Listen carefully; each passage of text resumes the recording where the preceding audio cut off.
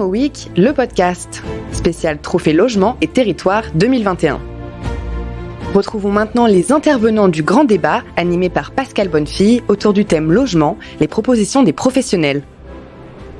Daniel Dubrac, vous êtes présidente de UNIS depuis 1 an et demi. Quel bilan pouvez-vous faire depuis votre prise de fonction ? Eh bien, un bilan qui a été traversé malgré tout par la crise sanitaire, puisque ça s'est passé en juin 2020. Bon, on y était quand même pas mal dans cette crise, et donc ça m'a permis un lien renforcé avec nos adhérents, puisque UNIS c'est un syndicat professionnel d'adhérents, donc ce sont des syndics de copropriété, des agents locatifs, des mandataires indépendants, des experts en évaluation immobilière et puis bien sûr des promoteurs rénovateurs et des gestionnaires locatifs, et nous avons aidé pendant la Covid à comprendre toutes les aides qui étaient données, la réglementation par rapport à ce qui était directement lié au fait de travailler à distance.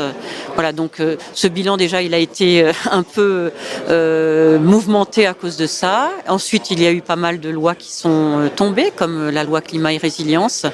C'est très intéressant d'être dans un syndicat parce que vous avez la proximité avec les professionnels qui font remonter les bonnes pratiques, les réussites, mais aussi les difficultés réglementaires ou législatives. C'est intéressant aussi parce que vous défendez à la fois le pouvoir d'achat immobilier de nos clients qui sont des propriétaires, des copropriétaires, des locataires auprès des pouvoirs publics. Donc vous avez une opportunité de persuasion, d'interpellation ou au contraire de demande auprès des ministres et aussi auprès des députés et des sénateurs. Et ce qui est important, c'est de pouvoir quand même peser dans le débat politique, parce que le logement, c'est vraiment une priorité pour tout individu en France. L'emploi, certes, mais le logement aussi. Dans le contexte de cette crise que nous connaissons, comment se portent aujourd'hui les aménageurs ? Et de votre côté, avez-vous ressenti des changements dans leur façon de travailler ? Sur les aménageurs, alors on est moins dans l'aménagement, même si on a des marchands de biens dans notre syndicat. Nous avons plutôt des gestionnaires, c'est-à-dire qu'on arrive quand la livraison des sites et des résidences et des immeubles d'habitation ou de bureaux arrive. Simplement, on comprend la difficulté entre sobriété foncière qui est nécessaire parce qu'il faut préserver les biens communs que sont finalement les zones, les sols, l'eau. On est face à des conditions climatiques compliquées, sur les pollutions diverses et variées. Donc les biens communs, c'est quand même le foncier, c'est la biodiversité. Or, malgré tout, la population vieillit. Il faut donc construire. Le bâtiment vieillit, il faut donc le réhabiliter. Et on est pris entre un grand écart entre la nécessité de construire et la nécessité de préserver le foncier. Les aménageurs ont beaucoup de difficultés, donc l'idée c'est de travailler ensemble pour pouvoir au moins sur le parc existant réhabiliter, trouver des solutions financières, des solutions techniques, parce que la sobriété foncière s'oppose finalement à la nécessité de loger des personnes. Vous devancez ma question suivante qui concernait justement la non-artificialisation des sols. Et justement, comment pensez-vous qu'un point d'équilibre puisse être trouvé entre d'un côté le besoin de loger et en même temps de ne pas étendre les villes de façon indéfinie ? Il y a un travail qui est fait sur un inventaire finalement des friches industrielles ou d'anciennes habitations qui seraient utilisables pour être recyclées, puisqu'effectivement les ânes s'opposent à l'extension foncière dont on aurait besoin. Donc ce travail d'inventaire des friches est absolument nécessaire. Et puis ensuite, s'il y a un bâtiment existant, malheureusement, essayer de moins le démolir possible. Si on doit le démolir pour des raisons de mise aux normes lourdes, et bien à ce moment-là, utiliser les matériaux en réemploi, faire travailler un peu le recyclage et l'économie circulaire.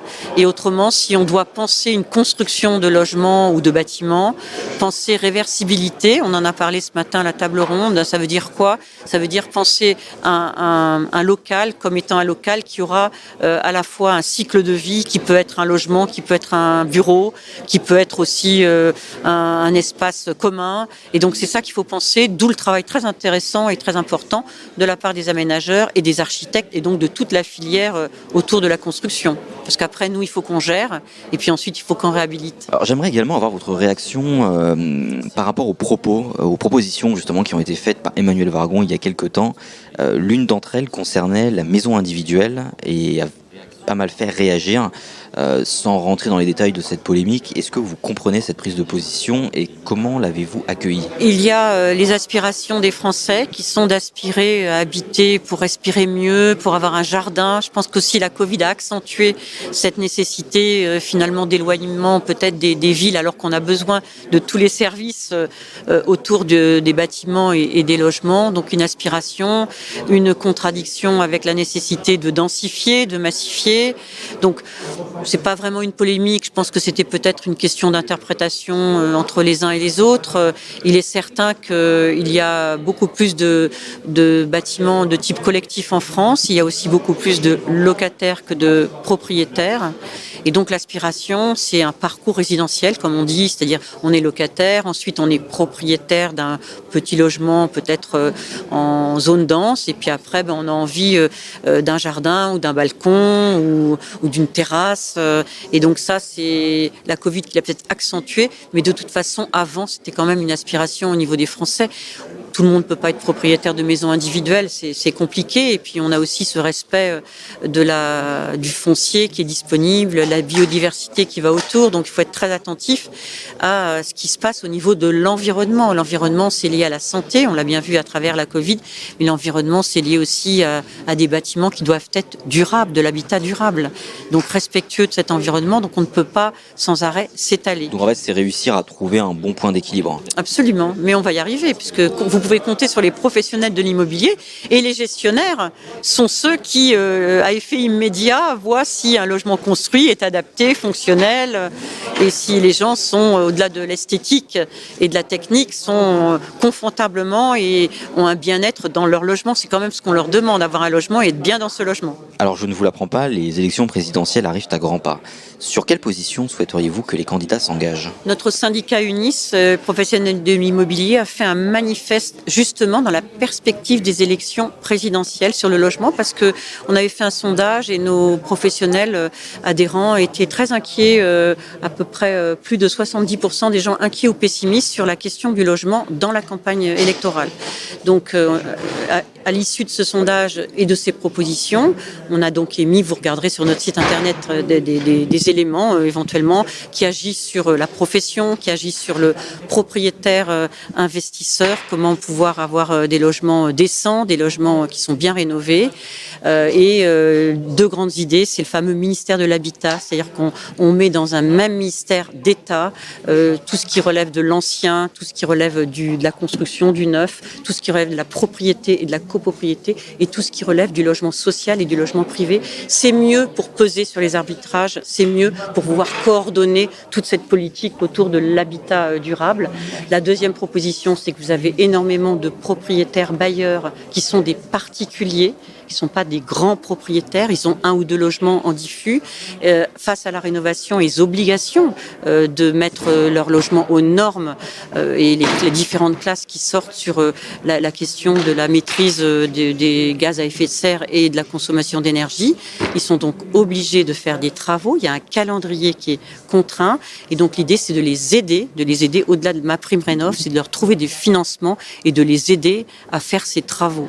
Donc trouver des financements, trouver des prêts, trouver au-delà de MaPrimeRénov' peut-être un complément pour pouvoir régler ce reste à charge qui va être difficile pour les ménages modestes. Sinon, vous allez avoir un quart du parc privé qui va sortir du logement locatif. Or, on a besoin de loger les gens. Donc en fait, c'est un petit peu le point qui est abordé, c'est-à-dire créer un ministère fort qui réunisse toutes les prérogatives de l'habitat et du logement en France. C'est ce que l'on a entendu lors du débat précédent, et c'est ce que vous proposez également. Absolument, absolument. Puis le logement, c'est la vie.